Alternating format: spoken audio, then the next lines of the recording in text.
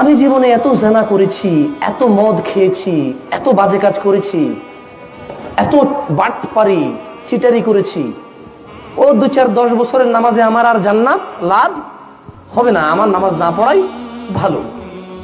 দিনী ভাই, আল্লাহ সুবহানাহু ওয়া তাআলা আপনার মতো গুনাহগার সম্পর্কে বলেছেন কি জানেন? লা তাকনাতু মির রাহমাতিল্লাহ, তোমরা রবের দয়া হতে নিরাশ হইও না। ইন্নাল্লাহা ইয়াগফিরুয যুনুবা জামিআ, রব তোমাদের সমস্ত গুনাহ ক্ষমা করবেন। আমার বান্দারা যদি কিয়ামত দিবসে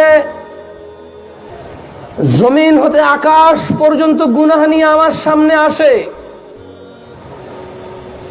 আমি রব জমিন হতে আকাশ পর্যন্ত দয়া নিয়ে আসব, যদি ওরা আমার সাথে শিরক না করে। يا عمري اللي راحت أحلامها وهام। যখন কোন বান্দা গুনাহ করার ইচ্ছা করে, আল্লাহ সুবহানাহু ওয়া তাআলা তার মালায়েকাদের, যাদেরকে দিয়ে সেই পুরো পৃথিবী এবং আখিরাত কন্ট্রোল করবেন, যারা একচ্ছত্র মালিকানার মালিকের সিপাহী সৈন্য, তাদেরকে বলেন তুমি তো লিখো না।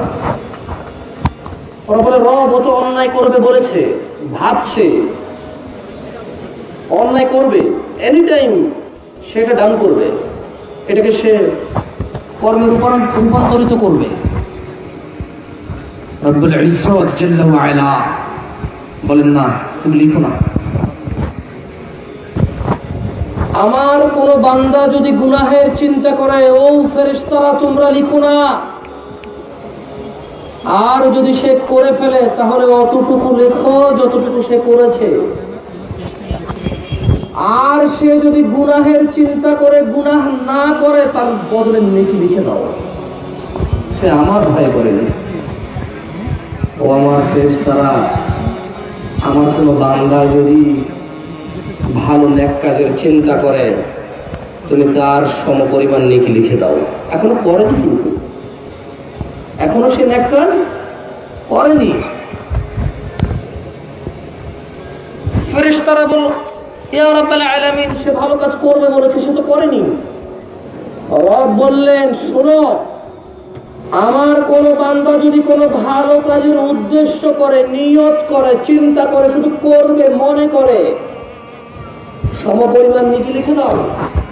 আর যদি সেটা করে 10 থেকে 700 গুণ বৃদ্ধি করে দাও।